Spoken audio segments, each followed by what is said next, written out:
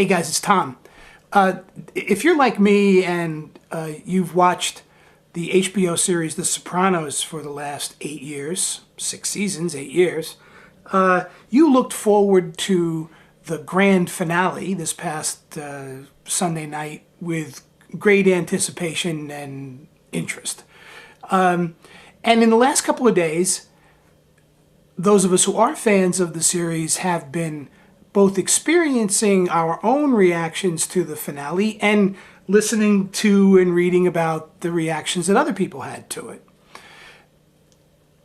Now, the word finale establishes some pretty firm expectations in our mind because it's supposed to be final.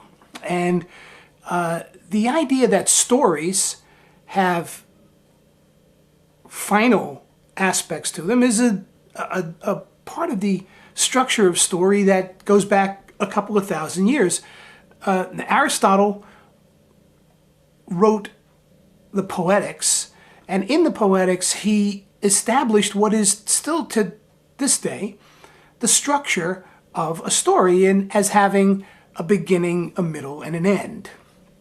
Now, stories are very important to us. Stories are we tell stories to one another. We tell stories here on YouTube. We tell our children stories from the time that they're very young. And so all of us, from the time we're children, grow up with an expectation that a story is going to have a beginning, a middle, and an end. And when something is called a finale, as the Sopranos' final episode was called, we expect that finale to have certain characteristics. Now, the Sopranos finale did not have those characteristics. Instead of being a closed ending,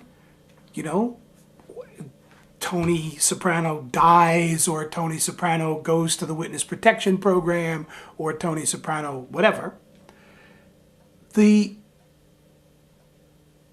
final episode ended with an open ending. And since then, people have been, many have been complaining that they felt cheated, they felt robbed, they felt had. I did initially had that same kind of reaction. I wrote a blog about this on Monday, which I'll put up over here, in which I describe an experience of waking up in the middle of the night, Monday morning, about 2:30 Monday morning, and having the name of Henry Jenkins pop into my head. Henry Jenkins is a media theorist, brilliant media theorist, who's been talking about how we now live in an age in which the producers and the consumers of content are converging. We are all remixing, rethinking, rewriting everything. And here we had David Chase of The Sopranos taking a very 21st century approach to the final episode of this very popular and very compelling television series. So when I think about what happened on Sunday night in this episode, I think about the sort of the struggle between our Aristotelian heritage, the order, predictability, having things be the way they're supposed to be, versus the way things are today, which is they're not the way they're supposed to be. There is no sanctity any longer in traditional structures, things that have been the way they have been for thousands of years. Everything is suddenly turned over to all of us to work with in ways that we've never had the opportunity or the responsibility of working on them before.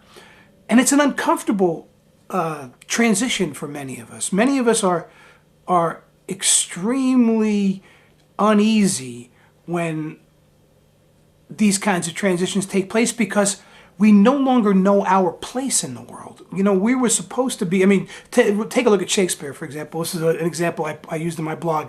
It's Act 5 of Hamlet. And you've been through everything you've been through, and here comes the duel, and everybody's there, and the the swords, the poison has been placed on the tips, and everything's ready to go. The duel begins. Curtain.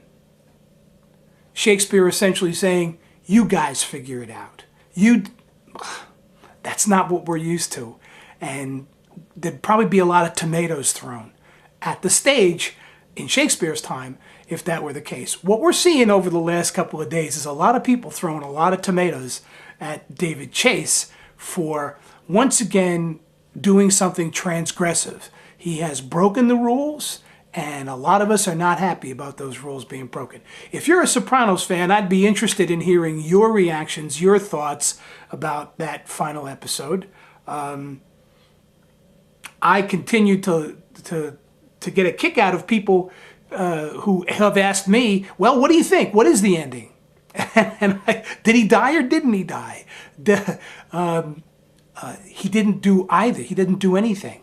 He is a character who has been left in this ambiguous state, which makes us very uneasy and at the same time is tremendously engaging, as we see by the amount of conversation that's going on about that final episode. So it's my thought. Take care. Would love to hear your thoughts on that as well.